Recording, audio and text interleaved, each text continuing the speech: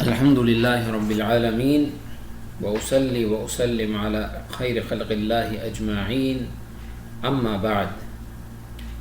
پچھلے درس میں قواعد خمسہ بیان ہو چکے جو کہ انتہائی آسان درس تھا، اور اس کا خلاصہ یہ ہے کہ اگر وہ رساں میں ذوی الفرض ایک ہو تو مسئلہ اس کے مخرج سے بنے گا۔ ایک ہی بنتی ہے، ایک میت مثلا فوت ہو گیا ہے اور پیچھے صرف ایک بیٹی ہے، تو بس بیٹی کا تو آدھا حصہ ہوتا ہے، تو بس دو سے مسئلہ بنے گا، آدھا اس کو دے دو، باقی جو بچ گیا وہ دوسروں کو دے دو، عصبات کو۔ اگر ایک سے زائد ہوں اور ایک نوع سے ہوں تو مسئلہ بڑے مخرج سے بنے گا۔ ایک نوع سے مثلا نوع اول سے ہوں، نصف ربع ثمن والے میں سے ہو تو بڑے سے بنے گا۔ ثلث ثلثان سدس، یہاں پر بڑا مخرج جو ہے وہ سدس ہے تو پھر سدس سے بنے گا۔ اس طرح اگر مخلوط نوعین میں سے ہوں تو اس کی تین حالتیں ہوں گی۔ اگر نصف نوع اول کا خلط ہوا نوع ثانی سے تو مسئلہ 6 سے بنے گا، ربع خلط ہوا تو 12 سے بنے گا، اور ثمن خلط ہوا تو مسئلہ 24 سے بنے گا۔ یہ اس کا خلاصہ، اور یہ آپ نے جو ہے انشاءاللہ حل کر لیے ہوں گے۔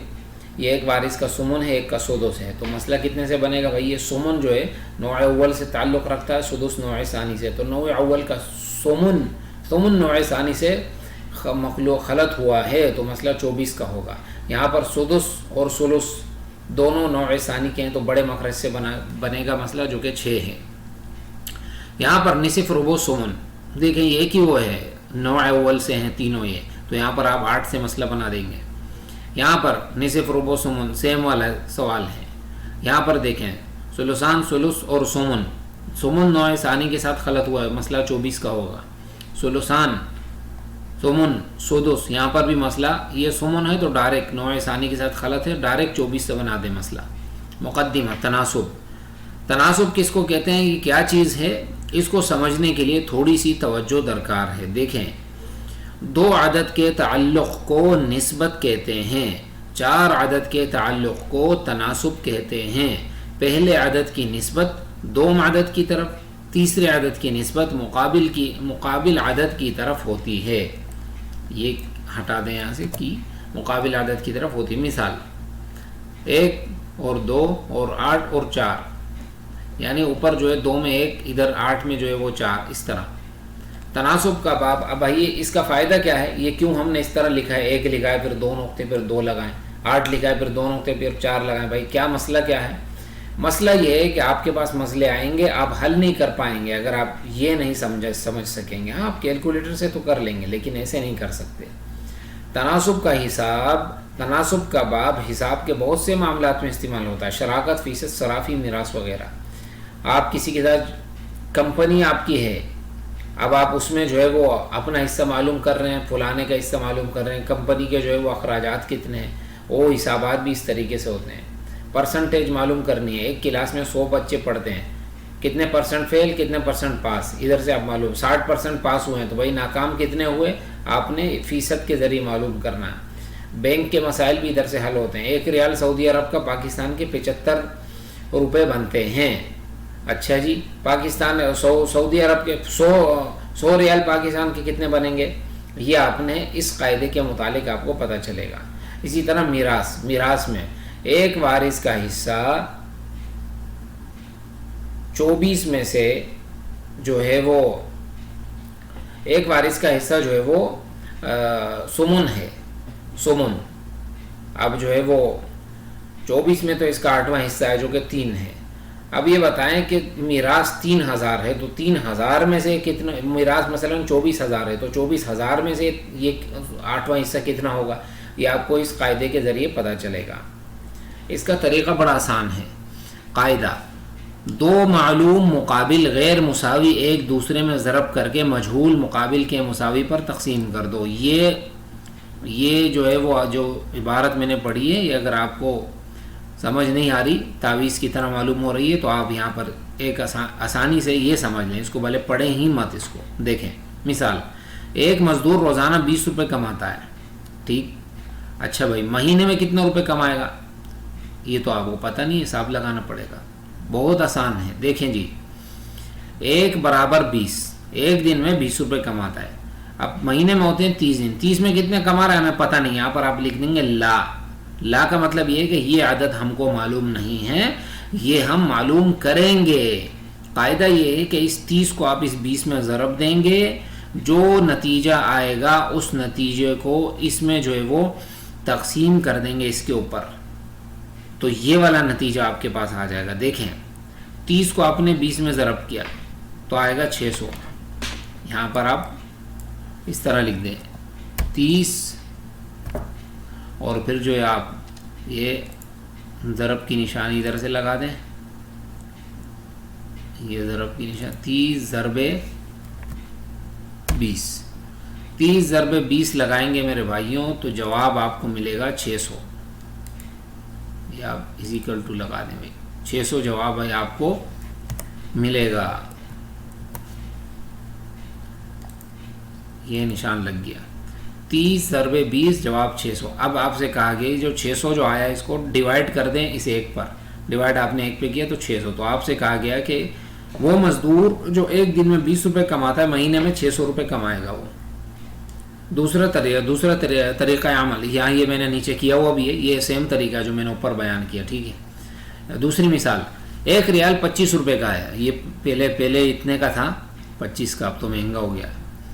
1 ریال 25 روپے کا ہے تو بھائی 50 ریال کتنے روپے بنیں گے، اس کا جواب چاہیے. آپ نے بڑی آسانی طریقے یہاں لکھ دینا ریال، یہاں لکھ دینا روپیہ. ریال 1 ہے تو برابر ہے 25 روپے کے. اچھا بھائی ریال 50 ہیں تو کتنے روپے کے برابر ہے پتہ نہیں ہے ہم کو. بڑا آسان طریقہ ہے، یہ 50 اٹھا کے اب اس میں یہ جو میں نے کٹم لگایا ہوا ایسے ہی کرنا ہے. 50 اس میں ضرب کر دیں، جو جواب آئے گا اس پر تقسیم کر دیں، جو نتیجہ آئے گا وہ ادھر کا جواب ہوگا. دیکھیں 50 ضرب 25 جواب آئے گا 1250. ڈیوائڈ کر دیں ایک پر کیونکہ ادھر ہی ایک ہے، ڈیوائڈ کریں گے تو 1250. تو آپ سے کہا گیا کہ 50 ریال سے 1250 روپے بنیں گے. اب دیکھیں 1000 پاکستانی روپے 600 افغانی روپے بنتے ہیں. ٹھیک ہے، یہ بھی پہلے تھا، ابھی معاملہ تھوڑا وہ ہو گیا. 1000 پاکستانی روپے 600 افغانی روپے بنتے ہیں. اچھا بھائی 1800 افغانی روپے کتنے پاکستانی بنیں گے؟ بہت ہی آسان. یہاں پر آپ نے اس طرح نہیں لکھنا ہے، یہ جو اوپر ہم نے لکھا ہے، یہاں ہم نے ریال لکھ دیا. یہاں پر آپ نے دیکھیں 1000 پاکستانی روپے یہ تو 600 بن رہے ہیں.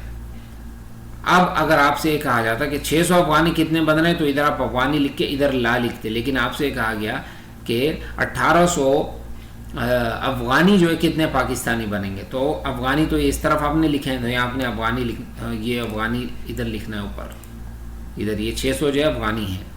تو آپ نے کیا کرنا ہے 1800 روپے سے کتنے 1800 یہاں لکھ کے یہاں پہ آپ لا لکھ دیں گے. وہی 600 کا تو ہمیں پتہ ہے 600 افغانی روپے جو ہے 1000 پاکستانی کے برابر ہیں. اب 1800 افغانی روپے پاکستانی کتنے کے ہیں ہمیں پتہ نہیں ہے. اس کا جواب کیا ہوگا؟ اس کا جواب یہاں سے چلیں گے الٹے میں. 1800 کو آپ ضرب کریں گے 1000 میں، جو جواب آئے گا اس کو تقسیم کر دیں گے 600 پہ تو یہ جواب آ جائے گا. دیکھیں 1800 ضرب 1000 18، یہ آ گیا آپ کے پاس 18 لاکھ. 18 لاکھ تقسیم 600 کریں گے تو 3000 آ گیا. تو آپ سے کہا گیا کہ افغانی جو 1800 روپے ہیں وہ جو ہے افغانی جو ہے 1800 روپے پاکستان کے 3000 بنیں گے. ٹھیک ہے افغانی. تو یہ اس کا طریقہ ہے. دیکھیں 1800 ضرب 1000، 1800 ضرب 1000 آپ نے کیے تو جواب آیا 18 لاکھ. تقسیم کر دیں گے آپ 6 پر تو 3000 آئے گا. تو یہ اس کا جو ہے وہ جواب ہے. 1800 سے 3000 پاکستانی بنیں گے، یہ جو ہے اس کا جواب ہے. اب آپ دیکھیں کہ ایک منٹ، یہ والا سوال جو ہے اس پہ مجھے تھوڑا شک ہو رہا ہے. یہاں پر آپ 1800 کو 1000 میں ضرب دیں گے تو جواب آپ کا آئے گا 18 لاکھ. 1 2 3 4 5 18 لاکھ. 18 لاکھ کو آپ تقسیم کریں گے 600 پر تو آپ سے کہا گیا کہ جواب جو ہے وہ 3000 روپے آئے گا. ہاں تو صحیح ہے، یہاں پر جو ہے آپ سے کہا گیا کہ افغانی جو ہے 1800 سے 3000 روپے پاکستانی جو ہے وہ بنیں گے. ایک منٹ اس کو جو ہے تاکید بھی کر لیں. تو جواب جو ہے یہ بالکل صحیح ہے. دیکھ لیں آپ بھی ضرب کر کے دیکھ لیجئے گا. یہ جو اس طرف ہم نے پاکستانی روپے لکھے ہیں اور 600 جو ہے یہ افغانی ہے. فرمایا کہ 1000 پاکستانی روپے 600 افغانی روپے اس سے بنتے ہیں. 1000 برابر 600. اب 1800 افغانی روپے کتنے پاکستانی بنیں گے؟ تو یہاں پر آپ 18 لکھیں گے. یہی کام آپ کریں گے تو جواب آپ کا یہ آئے گا. ایک یہ آخری مثال لے لیتے ہیں. ایک جماعت میں 80 طالب علموں نے امتحان دیا.